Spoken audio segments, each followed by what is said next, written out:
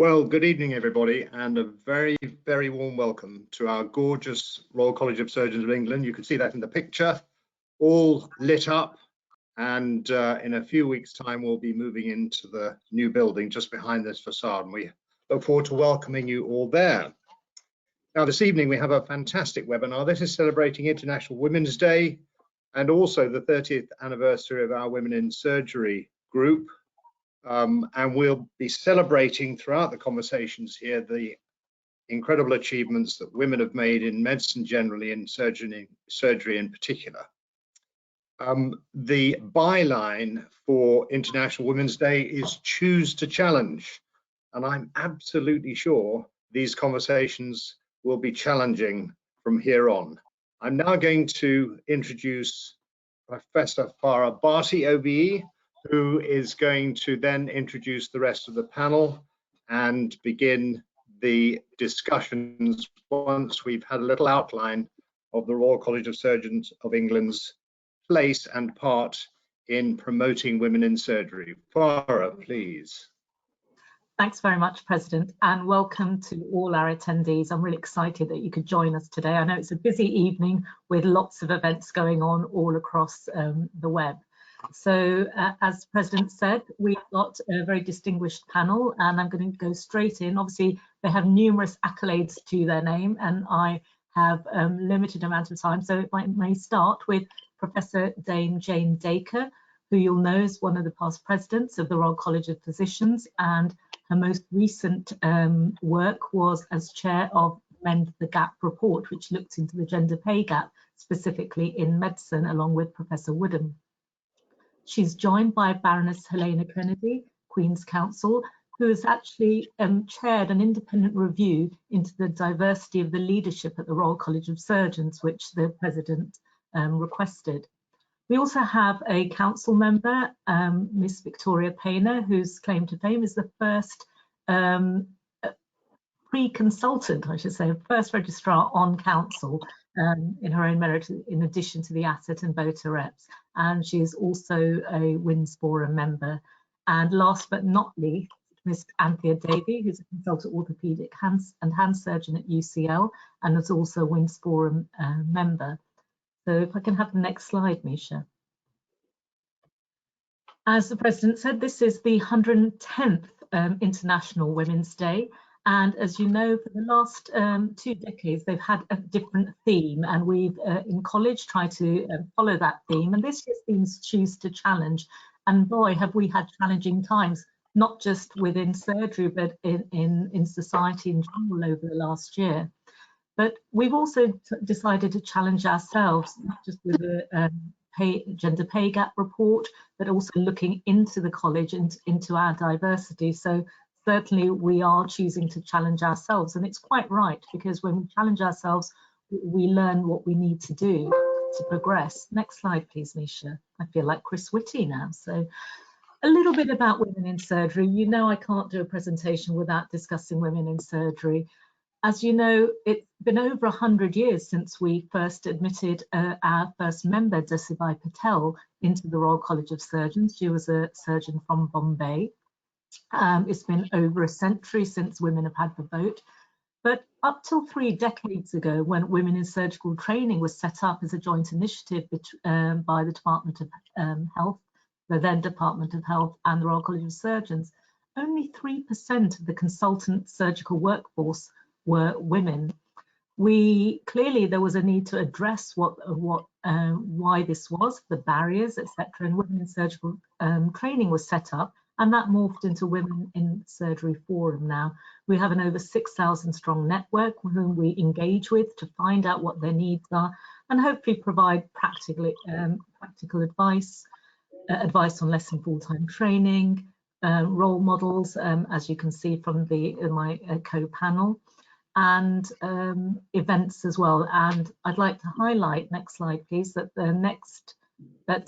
this year we're celebrating our 30th anniversary, and as part of this we'll have celebrations throughout the year, but the headline event is on Friday the 10th of September, and we really hope that many of our past forum chairs will be able to attend, and we hope that we'll be able to welcome you to our new home of surgery at Lincoln's Inn Fields in person.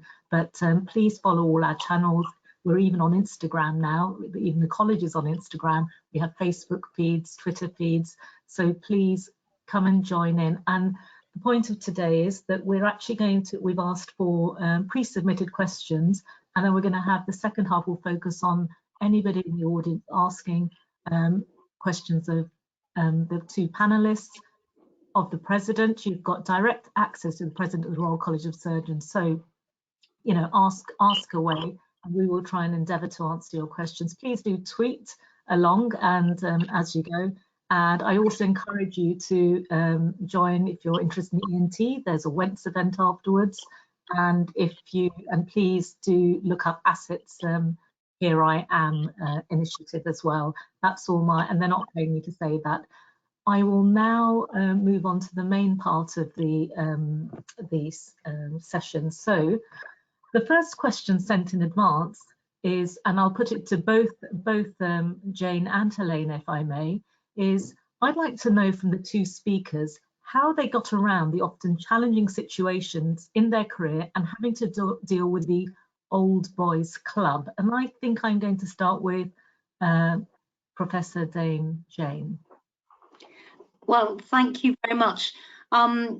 There's always been an old boys club in medicine, hasn't there, right from the beginning. And in fact, one of the things that's quite interesting is that the setup of the medical royal colleges legitimised the old boys club. The College of Physicians was set up, I think, 502 years ago by Thomas Lineker, who was in the club of Henry VIII and decided to make a club for physicians to keep the quacks out. So this has been going on for quite a long time. So how have I dealt with it? I think one of the things is to not take it personally. Don't get mad, get even. But then I think the other thing is that where comments come out when you're in the workplace that are particularly clubby, I have now developed a kind of zero tolerance approach, and so I'll call it out, and I will say that perhaps that's not a helpful thing to say, and try and engage them in conversations and move it on. There's a risk as a woman that if you do call things out, people think that you're shrill, and there are all sorts of pejorative names that you get called, and it's not helpful to be put in that position. So helping people to move on in their views is what I've done over the years. Doesn't always work. Thank you, Jane. Helena. Well, I started writing about the absence of women at the bar when I'd only been practicing for about 3 years, and it was in the late 70s, and I contributed to a book which was called The Bar on Trial. And one of the great problems about this book was that when on the spine they didn't put gaps between the bar and on, so it looked like the Baron trial. And so people thought that this was some book about true crime and were very disappointed when they actually saw that inside its covers it was actually describing the profession, how it worked, how it needed to modernize. And it was on a lot of different fronts, and I was the chapter on women. The one bit amongst I think about sort of 10 men who wrote all the other chapters too. And it was really about the sort of constitution of the profession and wanting it to change, and that was back in the late 70s. And so I carried on arguing about the fact that, you know, if the law was to change at all, you had to be embracing the role that women should play. And you've got to remember that then only something like, when I became a barrister, only 6 or 7% of barristers were women. And we were all being forced towards family law. It was that classic thing that happens in most professions, which is that they decide that there are particular things that would be right for women. And so they would press us all towards becoming family lawyers. And it's taken a long time to sort of cover the breadth of different specialisms within law too, so that you'll find women now everywhere, but you didn't then. And so I became a sort of, you know, a person who by the early 80s was appearing on radio and television talking about the failure to deal with rape properly, the problems around domestic violence, all of the different things, in particular for women as people trying to use the legal system. But from that, then arguing about the importance, therefore, of having women within the law, because, of course, the law was male. It was made for men. I mean, it's not some great conspiracy, but, you know, the rulers get to make the rules. And so the people who had made law had been the powerful, had been the parliamentarians, had been the leaders of religions and all of those things. And so law had generated out of a male perspective. And so I began writing about this kind of stuff, and I became, of course, somebody who had was often held up as being somebody who was rocking the boat too hard and so on. But what happens is that the mainstream moves towards you. You eventually become the mainstream if you keep arguing for what makes perfect sense. If you want the public to have trust in us as a profession, so the legal profession, the medical profession, then it has to be much more reflective and bring the experience of women to it. And it was one of the things that I said yesterday when I took part in the Young Surgeons conference, was that all the evidence goes now, and it's accepted, for example, in the financial world, that having a diversity in your body of employees actually it leads to greater productivity, better outcomes come. And in the discourse around law and so on, you get better insights by having many different kinds of people. And there are many different kinds of women, let's be realistic. We aren't all in one badge. So the really fun moment came for me when I went to the Bar Council. And before I went, the head of the Bar Council was not, unlike your president of the Royal College of Surgeons, was not a man who was very progressive.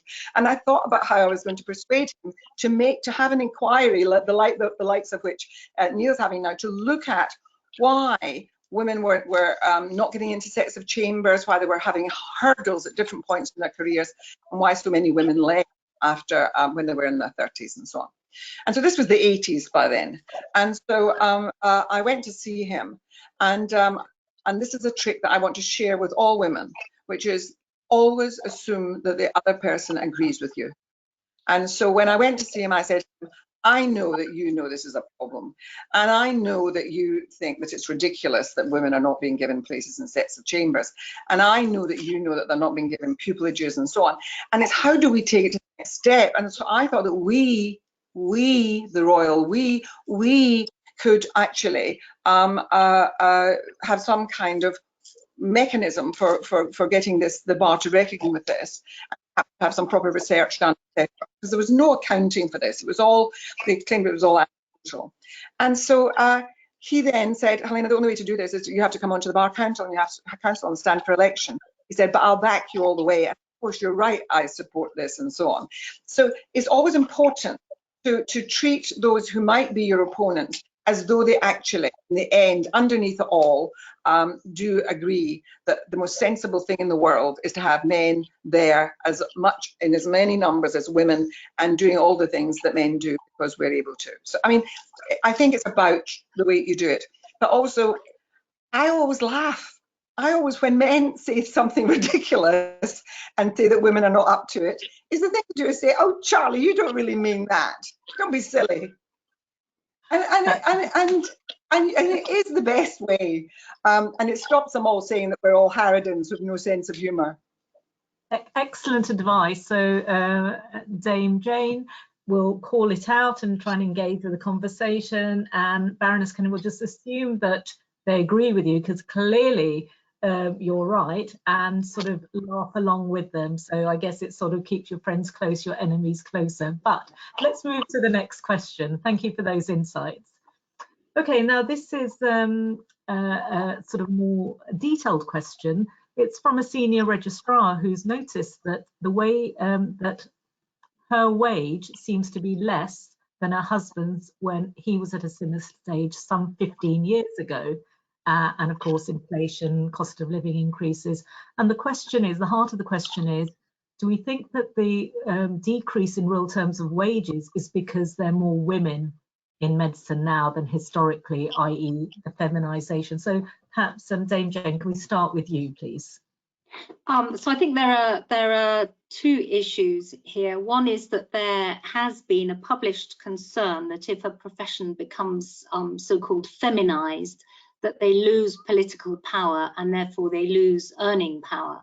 And about 10 years ago, there were a series of publications that suggested that that was the case, and it cited professions such as pharmacy in the United States and also the teaching professions. So there has been concern that that is the case. That is less of an issue now, so it's less in the publications now. So I don't think that the flattening of wages in medicine is to do with the feminization of the profession. So then take the other part of that question, which is why should a woman at a particular stage in their career be earning less than a man? And that is the crux of the gender pay gap. So the gender pay gap is defined as the difference between the average earnings per hour of a woman compared to that of a man. The gender pay gap in medicine is very large. For a single profession, it's about 16.9%, which is bigger than all other public sector professions. It's not quite as big in medicine as it is in some other areas, like, for example, the airline industry, where men are pilots and women are air hostesses and cleaners. But so it is a phenomenon, the gender pay gap, and that's probably why there's this discrepancy in salary. The work that we've done in the gender pay gap review has been to look at why this is. Some of it is to do with age and seniority, that men tend to be promoted more and are at higher positions in the profession compared to women. Another is something called the motherhood penalty. So if the senior registrar has had 1 or 2 children, her career trajectory and her pay trajectory will have slowed down whilst she had those children. And one of the problems with the structure in medicine is that it takes a hell of a long time to catch up. So that if you take time off and suffer from the motherhood penalty, the average time that it takes for a woman's pay to catch up with the men's pay is actually or the average age at which they catch up is actually 65 and above. So if a woman has children and slows down their career trajectory, it takes a long, long time to catch up. And that's to do with the number of spine points and the structure of NHS pay scales, which was set up for the 1950s male. So it's not all to do with more women at the top, it's also to do with big structural problems in NHS pay scales. Thank you, Jane. Do you think I could take that one step further? I was interested when I was reading your report that it wasn't just a motherhood penalty, and that somebody who hadn't taken time out at all and thought, oh, I'm sort of, I'm sort of just as good as the guys. Well, not that you wouldn't be if you took time out, but I should be at the same pay scale. There is still a big discrepancy. So yeah. Can you explain that? Because I was quite shocked to see that. So perhaps a few words on that for our audience. So there are discrepancies even amongst women who haven't taken time out, and for women who have behaved in their career terms more like a man would behave. So within the pay gap report, what we've done is taken that gap and tried to look statistically at contributors to that 16.8% gap. And we do that using something called a Oaxaca-Blinder decomposition, which is a very complicated statistical technique. I say that because it makes us all look clever to have done it. But what it does is it factors out the contributors to that gap. And what we see is that there are contributors that you might predict, like being part-time, like men being older, etc., etc. But you get down to an area within that gap that you can't explain. And some of those unexplainable things are to do with women taking on or feeling encouraged to take on activities that accrue less remuneration. One of those, for example, might be mentoring or education, as opposed to technology and new discovery and financial stuff, or being a medical director. So there's segregation in what women do compared to what men do. And the areas that women go into are less well remunerated. So that's one thing. And then within that, there are unexplained things which at the end of the day, if you really can't account for it, it is likely to be related to discrimination against women. We try very hard not to use the word discrimination in our report because it is emotive and it sets people off against each other. And I agree completely with Helena that we're all on the same side, and we need to assume that people agree with us. And if one half of the medical population accuses the other half of discrimination, that's not going to end well. But where you narrow the gap and narrow the gap and narrow the gap, and everything else is equal, and there's nothing else that you can find to explain that gap, then that's where things like discrimination might come in. Thanks very much, Jane, for explaining that so clearly. And I think I might have mentioned before, decades after the Equal Pay Act, where I think most people just assume that we're all paid the same. It's actually quite difficult to get the concept of a gender pay gap across to people, but clearly, you know, you've sort of gone through the factors that lead into it. I might move on to the next question, if I may. So, and it's sort of, next slide, oh, Misha's ahead of me. So it may be on a similar theme. Again, why are there so few female surgeon innovators compared to their male surgeons who are, so the questioner says, are more prone to bring forward their product development ideas, and how can we change that? So how do we either encourage more women to be innovators, I guess, is the question. Jane? I suspect there are a lot of female surgeon innovators, but they may not be recognised as such. Back in 2009, with the Royal College of Physicians, we published a report called Women and Medicine, the Future. And in that, we looked at the characteristics of the different professional groups and who went into it, and created a sort of artificial divide, because of course all of these things are in a spectrum. It's not black and white, but on the whole, women tend to go into specialist areas that are less technologically focused and more patient and compassion focused. And men tend to like the technology and the sort of excitement.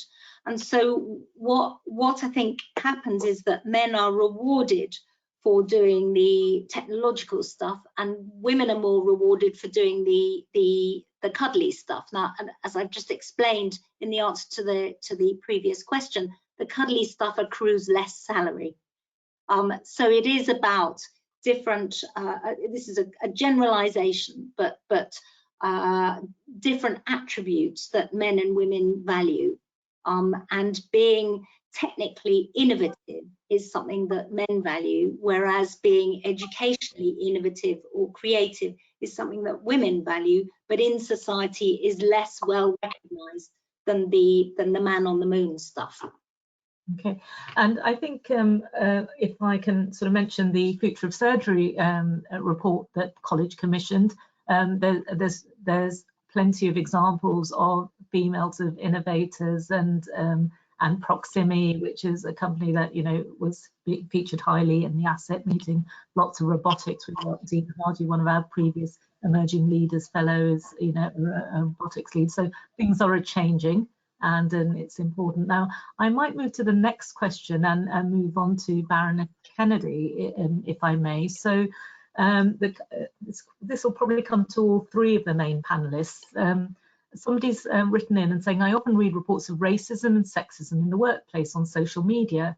How can college and the wider NHS help put an end to this type of behaviour? And I thought, Baroness Kennedy, perhaps you could bring in your wisdom from the judiciary and your area of work Well, one of the real problems for our professions is that you know, it's comparatively recent that we've had women and people from ethnic minorities entering into the professions in numbers that are significant.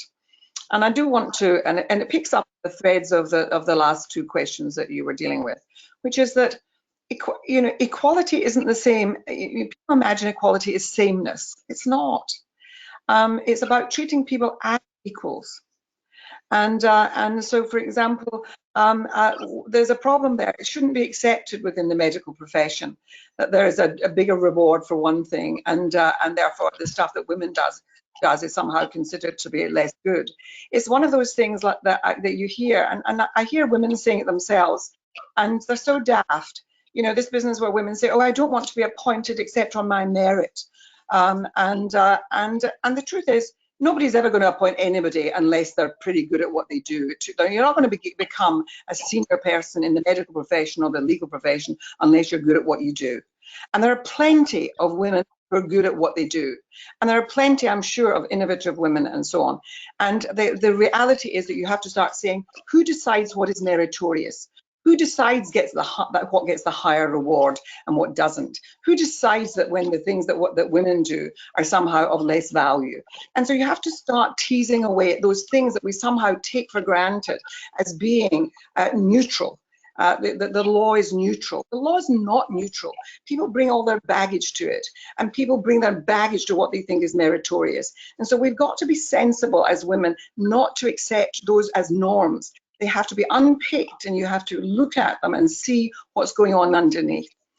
So I just want to say that in relation to the last two things. And I also want to say that the evidence before us was very clear that for the last 15 or 16 years, there has been no serious increase in the rewards to people in the medical profession.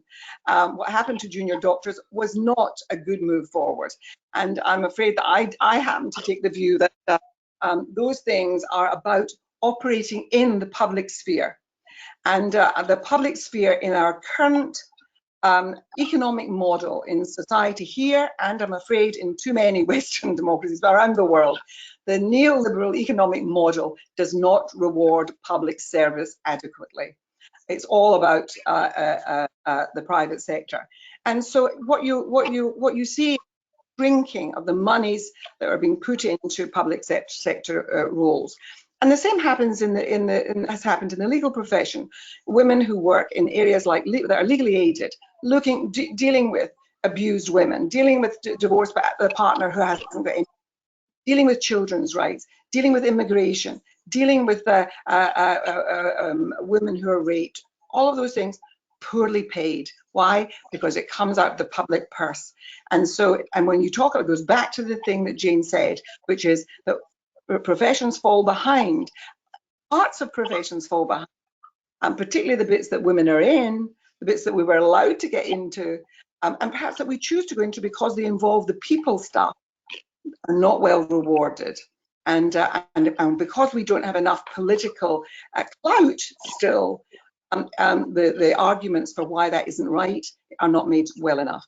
Now, I want to just deal with the business of race and gender, because one of the things is that the newest arrivals in profession almost invariably have to scrabble to have their voices heard, and so what happens, I think, is that there are levels of just feeling that you don't belong, feeling that you're an outsider in a world that belongs to other people.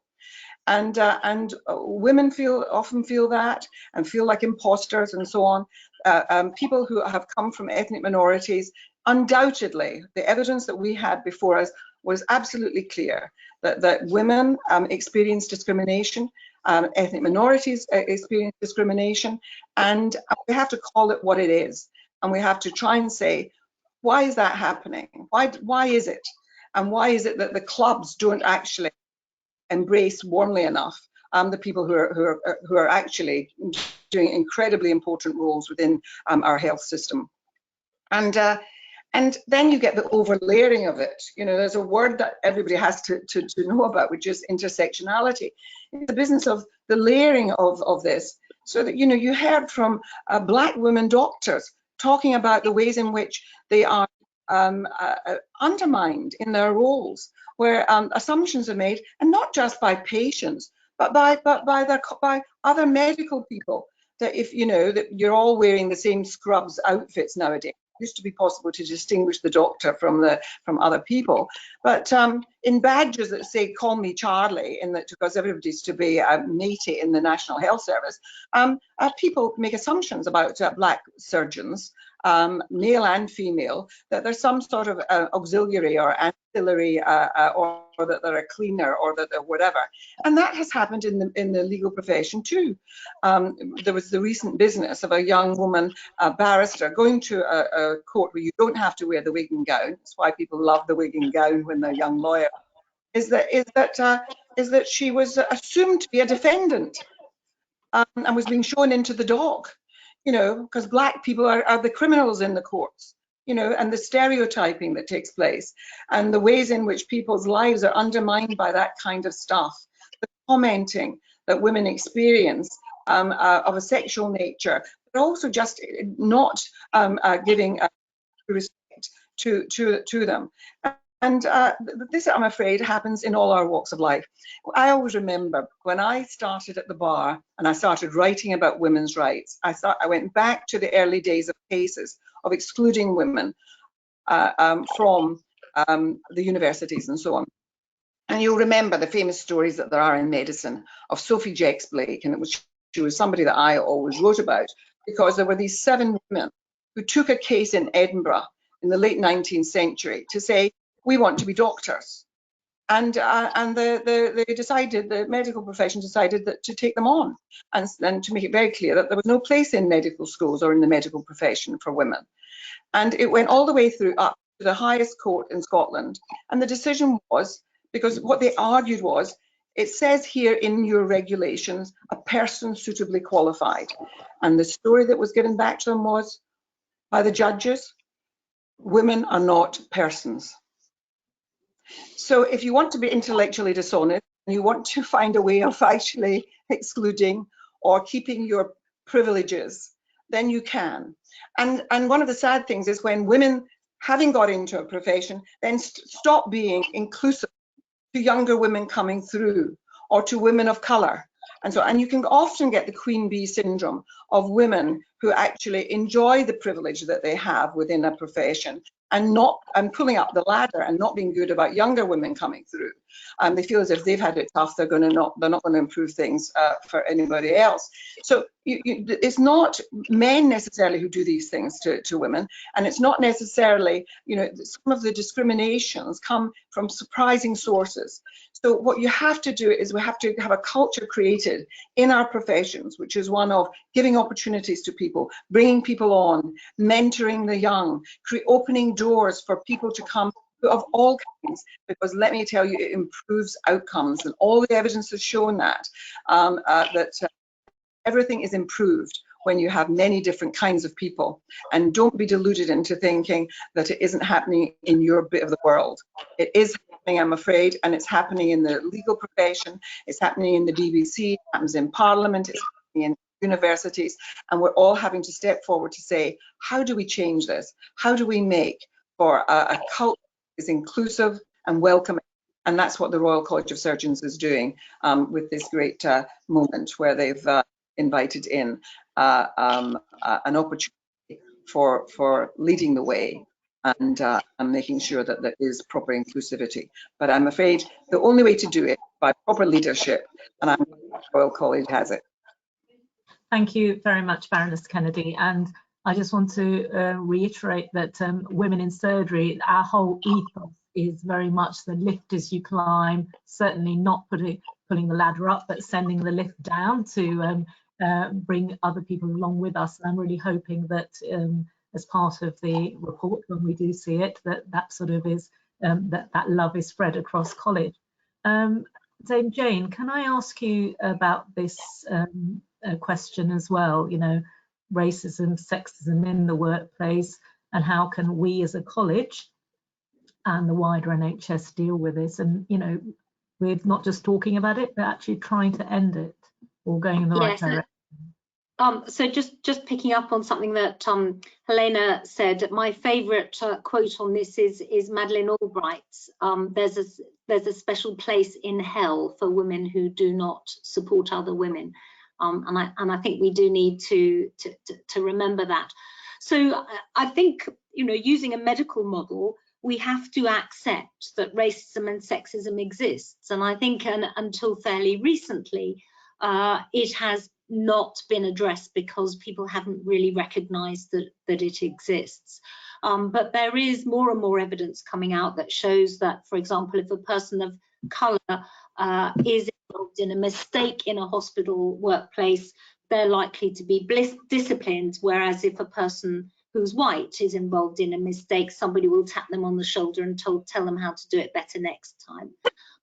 So that there is a lot of evidence that shows that racism and sexism exists. So where once you've accepted that there is a problem, once you have a diagnosis, then to extrapolate from a medical model again, you need to investigate it and you need to come up with a management plan. And in the gender pay gap review, we have a section about bullying and harassment, and there are structures, there are rules within all workplaces about dealing with bullying and harassment and about making workplaces inclusive. The problem is that we don't stick to them and we don't do them. So good HR practice suggests that you should behave well to colleagues and be nice to them, and that if boards have an equal number of people from a diverse group, they do better. But the trouble is we subvert that and we don't follow the rules. So the college could help and the NHS could help by just doing what it says on the tin, by just practicing the HR rules that are there. Don't say, don't worry, I'll deal with this young man myself, I'll have a word in his ear and he'll all be okay. Have the same rules for everybody, and I think that's what we need to do. Now that means that we have to have a culture change, because that's not the way things have been done to date. So we have the regulations and the rules there to make this better. What is most difficult is the hearts and minds, and to behave, to persuade people to behave differently and to use those rules and regulations where they need to. Thank you very much. So, as you say, every trust and health board has values and statements and what we're supposed to do, and in reality, sadly, we don't always live up to it. President, would you like to say a few words, as it is about the college and how we're going to move forward? Would you like to say a few words on this topic, please? Yes, thank you very much. And first of all, I'm as I've often said, both in lifelong learning, both in surgical technology and surgical technique, and lifelong learning too about gender and racism in my profession. I have to confess that 25, 30 years ago, I was ignorant. I lived in a male silo. I didn't really know what was going on, although I have to confess I have a brilliant wife and two superb daughters who continually and repeatedly reminded me that it was my duty and responsibility to do something about this. Now that I'm actually in a position where I can, I've decided I should, and I'm absolutely delighted that at this moment in the college's history, we can do something about it. Now, I'm absolutely the first to admit that I have had lots and lots of both obvious outside prejudices in my professional life, and I'm trying really, really hard to get the education to stop that. It's interesting talking to some of the people on the panel which Helena chaired. They said to me, we had no idea. It was an education. Those were some of the sorts of comments that came out. And I think part of the point of this review is to help us all get out of our silos and understand what's going on in other people's lives and how they experience the profession. It's not always a sin of commission. It's quite often a sin of omission. It's ignorance. People need to be educated. Once they're educated, their attitudes will change. And that's what we're going to do. Thank you very much, Neil. Can I have the next slide, please? Okay, so let's get into sort of solutions and actions here. So somebody sent in this question: what is the vital change, the singular vital change, necessary to decrease the gender pay gap in surgery, which is by far the most significant in medicine, as you've already alluded to, Dame Jane? So I'll start with you. Give us the answer. Unfortunately, there is no single answer. The gender pay gap in medicine is complicated, and there are a number of different causes for it, some of which I've already talked about. Now, in surgery, the biggest overall gender pay gap is in urology, where the gender pay gap is 40%. So I heard just before we started that you're going to look into pay gaps in surgery in a little bit more detail through the college, and I would suggest that you might start where the biggest pay gap is. So if you then narrow that down, in the gender pay gap report, we divided the recommendations into 7 themes, and the recommendations are all as pragmatic as we can make them, so that there's a kind of instruction guide on how to make things better. Within those 7 themes, there are 42 recommendations. So there are 42 things that you can do within surgery that will make it better. Maybe pick out some of the highlights. Number 1 is, for example, in urology, you need more female consultant urologists. So you need to promote women so that there's less of a difference in the number of people at the top. The second thing is to look at the pay scales. Now, that's a complicated thing to do, because the medical trade unions don't relish the thought of anybody losing out on their salary, and the NHS can't afford to pay everybody at the top rates. So some kind of moderation of the pay scales, similar to what happens with Agenda for Change for other NHS workers, would also help to reduce the gap. Another one is to encourage everybody to work flexibly. So at the moment, only women work flexibly normally, and men who work flexibly take a cut in their career trajectory too. So if there were a culture change so that both men and women understood that they could work flexibly and took that opportunity, then that would also reduce the gap. So that's a top 3 things in a starter for 10. But if anybody wants to look at them in more detail, the report with its 42 recommendations is on the Department of Health and Social Care website. Thank you, Dame Jane. And I have to say they were really clearly laid out very much for who needs to do what and who needs to step up to the plate. Now, thank you. I'm conscious of time, and I'm really keen that Victoria and Anthea get time to ask questions from the current audience. And I think the next question, which is pre-submitted, has probably already been answered by the President about what the college is doing to sort of change perceptions, etc. So I think I'm going to stop talking and boring you with my voice and hand over to Vic and Anthea, and hopefully you should have some questions from our audience. Thanks, Vic. Thank you, and yeah, so I've got lots of questions that we could get through. So one of the questions I wanted to ask was that to both Jane and Helena, if that's okay, is one of the excuses that are made as to why women often don't get to positions of either leadership or seniority, and let's say make it to the end, in our case to consultant level, and therefore have a gender pay gap, is because we don't like to work long hours, and we can't make it to the top. We can't we're not willing to do all the hard work that men do. We want to have a family, and that involves time out.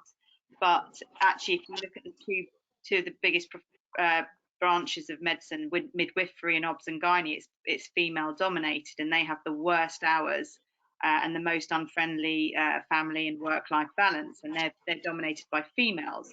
So I don't think that excuse is true. So what I want to know is do either of you have an opinion as to why in surgery we've got this really big problem, and they don't have it in obs and gynae and midwifery, let's say, with women just not making it through to the end, and it's not due to the fact that that medical schools haven't got 50-50 males and females, and poor training SHOs have got high proportions of women as well. So what is the reason that surgery is just not getting there, do you think?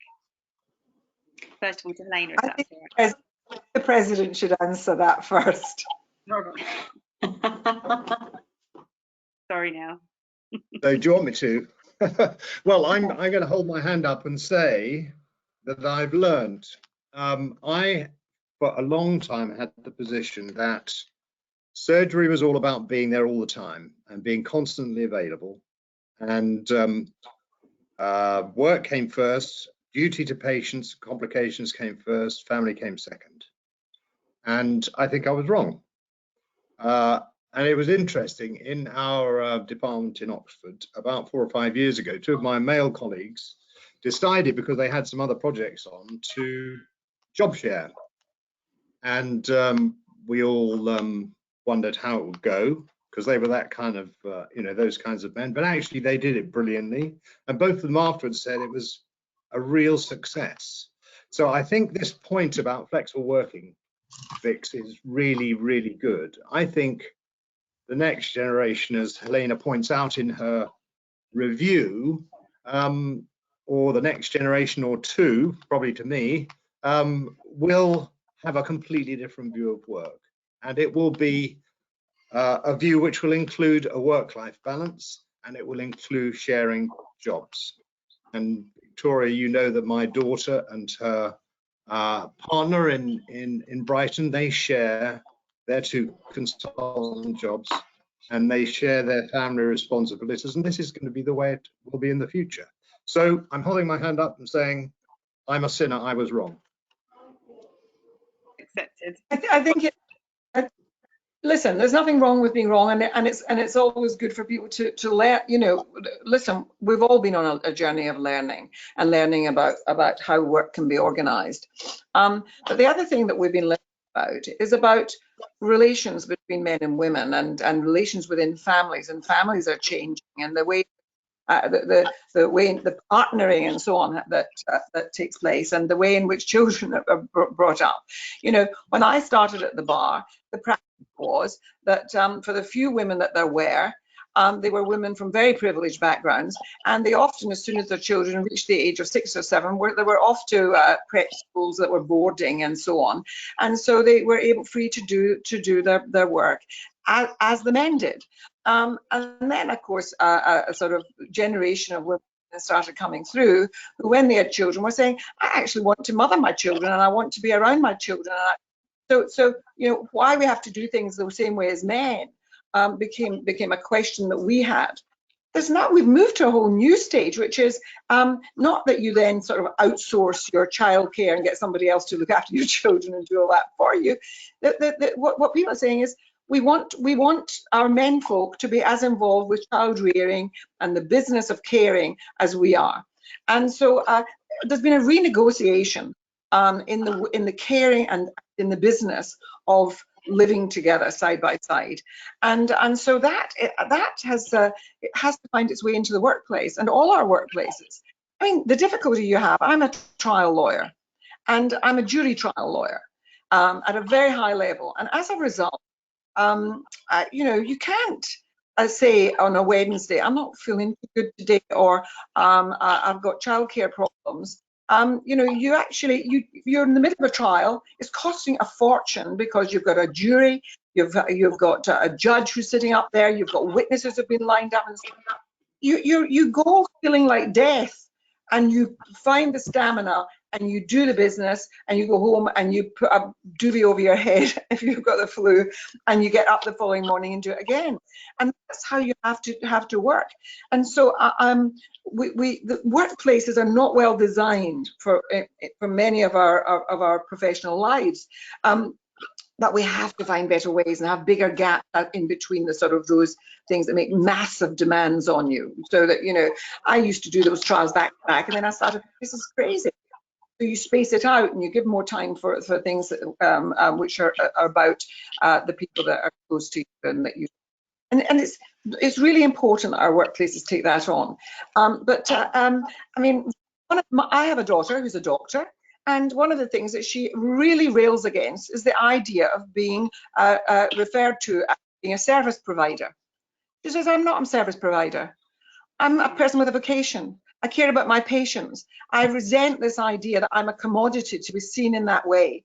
And we really have to look at the language that we use in these working situations. So I think that I thought it was lovely the other day, yesterday morning, listening to one of the people who sat on our panel. And he reminded us all that when the National Health Service came into being, it was founded on two core values. One of them was compassion, and the other was inclusion. It was to make sure that everybody got medical care. I always remember that my mother used to say that her baby, the brother in her family when she was a child, that the baby died because her mother had a jam jar that they kept money in to pay for the doctor, and she used it all to pay for shoes for the oldest one to go to school. And as a result, he got scarlet fever and died. And she always blamed himself. Now, it probably wasn't the reason that he died, and he would have died anyway. But people who were poor felt that was how they had to scrape by. Suddenly there was this thing being created which was based on those two core principles, and they still include. And the inclusion bit shouldn't just be the patients, but of course should be about those who are coming in to be the carers, and that the care has to be done with compassion, and that the compassion is not just to the patient, but has to be to each other and in the conditions in which we work. And I have learned in doing this review for you, Neil, and for you as president of the Royal College, so much about the way in which the demands that have been made on the medical profession over this last year, the incredible demands and what happens, particularly to those who are really the younger profession. And we have to improve all of that. And the Royal College, I think the Royal College, I'm afraid I'm going to say this, and I'm going to say it, and you can all beat me up afterwards, but I think Royal colleges have to make a distinction between what they get all frightened about, which is that they're not supposed to step into the political space, but they have to champion professionalism. And there are ways in which professionalism is undermined. People are not sufficiently valued, when they're not well enough paid, when they're expected to work in ways that are not recognizing them as professional. And so I really think that that voice has to be heard too, and it's to understand the difference between party politics and entering a battle that is over political, but with the political thing of protecting professionalism. And that's what all the Royal Colleges should be doing. And they're too pusillanimous about where they can actually be effective, in my view. I say that with respect because I think they're wonderful institutions. Thank you very much. And to pile in on that, one of the reasons why people are encouraged to demonstrate this presenteeism is because there aren't enough of us. So one of the things that the colleges perhaps should start clubbing together and saying is, can we please have enough doctors to staff the rotas, so that we don't all have to stay there for 24 hours a day and work when we're really tired. So we need more doctors to be able to institute flexible working for all of those doctors to need it. It would reduce burnout, it would reduce the locum spend, it would make everybody feel happier, and then maybe we'd get less poor behaviours. So the other reason why women leave surgery, which came out in our report, is that they get treated badly. That there are examples of barrack room humour, of jokes that make people feel uncomfortable, and they just think, do you know what, I don't want to be in this club. I'd rather work with people who are more like me. And until you have more women in surgery that will stop that kind of behaviour, women won't go into it, because they just say, well, you know, I didn't want to join a football club. I wanted to do a job that was skilled. You're so because we've just had this experience where we did a big review of it through the International Bar Association of lawyers around the world, and thousands of women participated in it. And it was a massive effort, and it was to look at why there was this dropout of women in their mid-30s, you know, in that the gap, the same place. And yes, it was, of course, that some women found it very difficult to combine that a practice, a very demanding practice, with having small children. But by and large, it was about the culture. What they complained of was a culture that was so unconducive, and they included in that the very things that you've just mentioned, this business of the locker room talk. And we heard it on our panel. Farah and Vic will tell you of people talking about how in the operating theatre, the talk of sex and the talk of and disparaging comments about sexuality and about gays and about what people get up to, and asking people intimate questions that are totally inappropriate. I mean, really awful stuff. And let me tell you, and of course, this is not just this happens in the bar messes up and down the courtrooms of our country as well. So, you know, this is a commonplace, I'm afraid, in the experience of women. And women nowadays, the young ones, are saying, no, we're not going to accept it in the way that an older generation just got on with it. Thank you. Thank you for the point. Anthea, I'm going to hand over to you. Yes, I was just going to pick up on 2 points that both of you've made about the effects of working from home, remote working, changes that have come about in the last year as a result of the challenges we faced with COVID. How do you feel that we can use the lessons of COVID to move forward with both the gender pay gap agenda, and also how can we use it to perhaps increase diversity within surgery? Can I start with Dame Jane first? Yes, thank you. So COVID is a really interesting one, because what COVID has shown us is that we can do without presenteeism. So I am a consultant physician who does a lot of outpatient clinics. Well, I can now do them all from my study at home.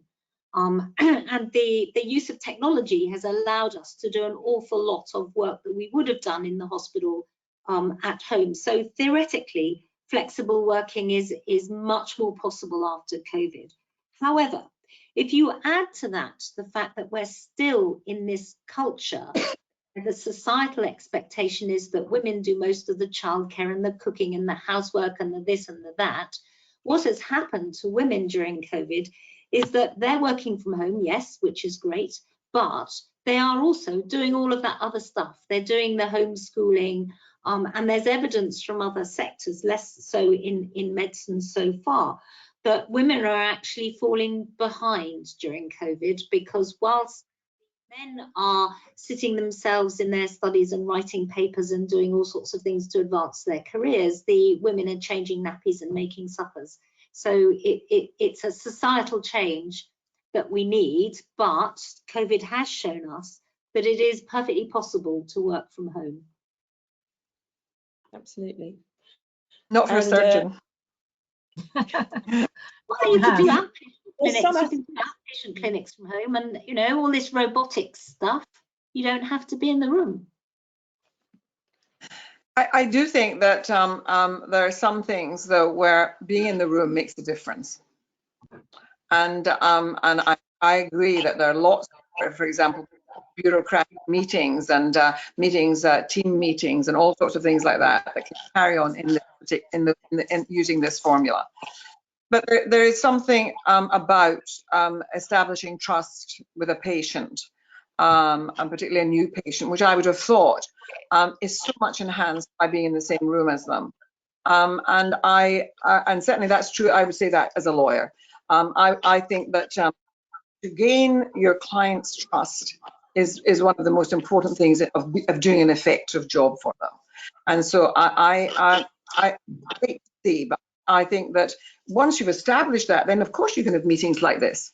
But I think that we don't want to turn into professions that don't do that thing of actually connecting with people and reading the small things and small gestures that actually indicate to you that someone is not being forthcoming, or that there's something that you would like to press them on.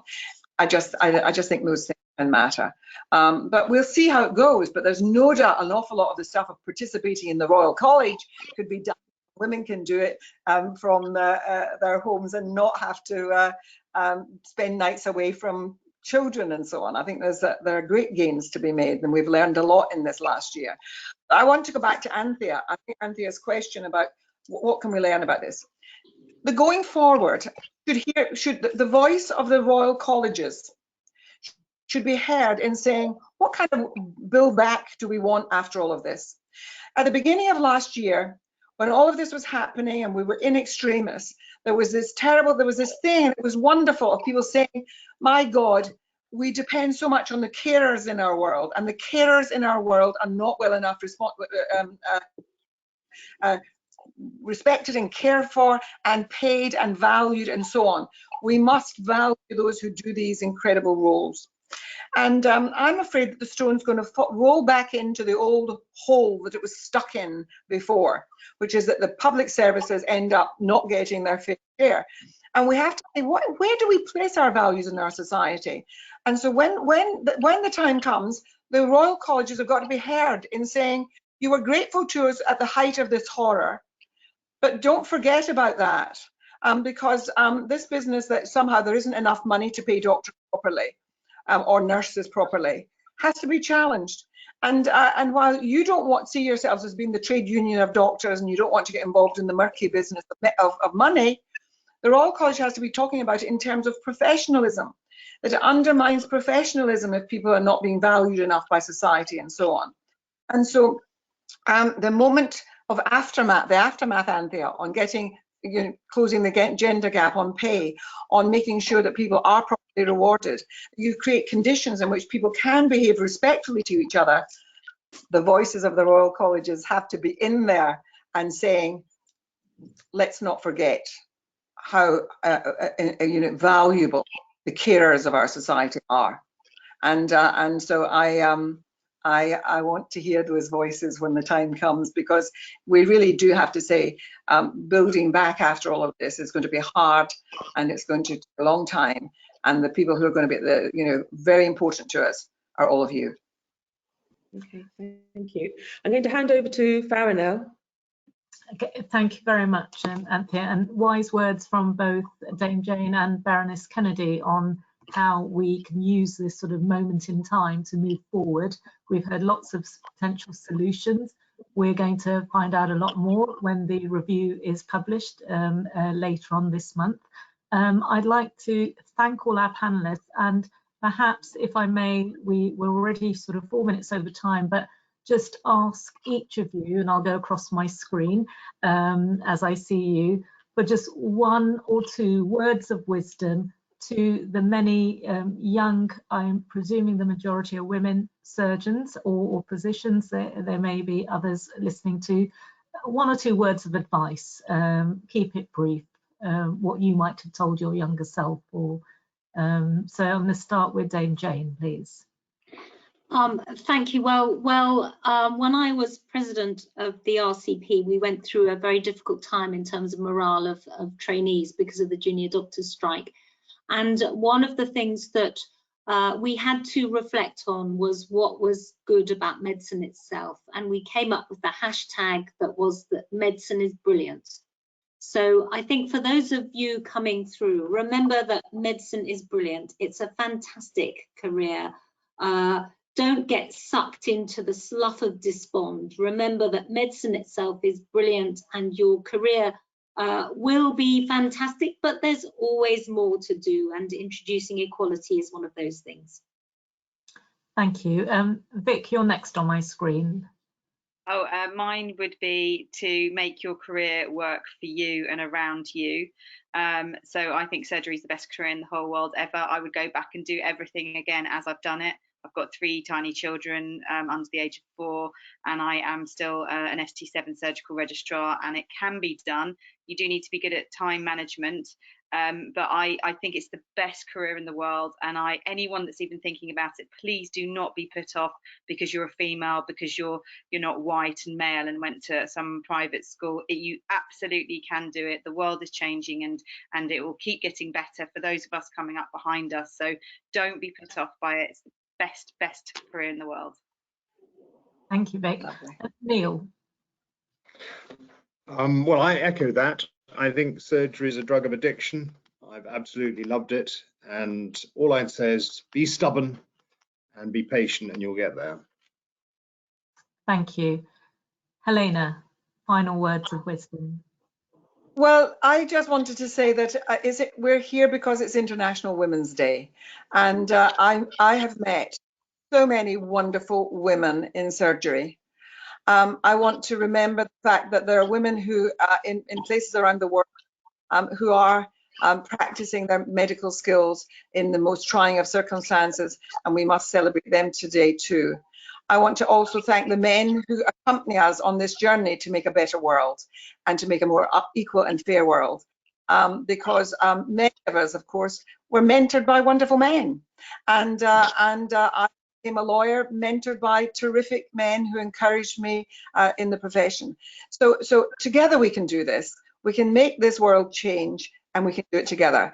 And so today, International Women's Day, to all those wonderful women and our allies, the men who support us in making the change. Thank you so much, Helena. Anthea. I would say that there has been a lot to celebrate in the progress that we've made over time, but there is a lot more to do. I would absolutely encourage anybody who has an interest in surgery to get in contact with Women in Surgery and other groups. There are plenty of women surgeons around in hospitals who would be happy to speak to you about what it's really like. And although there are some things which are works in progress, there is a lot that we really enjoy. It's a fantastic career, and it's a place that you can thrive. You will find a place for you to do your surgery in the way you wish to, in a wonderful team, because there's so many wonderful people that you work with. It's a team sport. It's not a solo sport, but you will find your place. And thank you very much, Anthea. And really, I can't add anything else to that. It's an amazing career. If you want to do it, go for it. We will try and help you as best we can, and you give it the best you can. And we are a team. We're stronger together. You're not alone.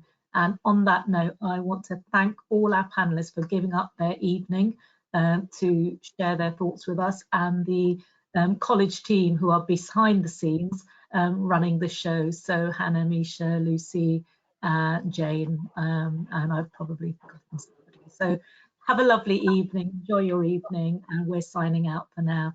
And don't forget our 30th anniversary event, where hopefully we'll be able to meet Prof. Abelmansky in the flesh, as it were. Didn't come out quite right, in our new home in the Lincoln's Inn Fields. So good night, everybody, and enjoy the rest. Bye-bye. Thank you. Bye-bye. Bye-bye. Thank you. Bye. Thank you all. Bye.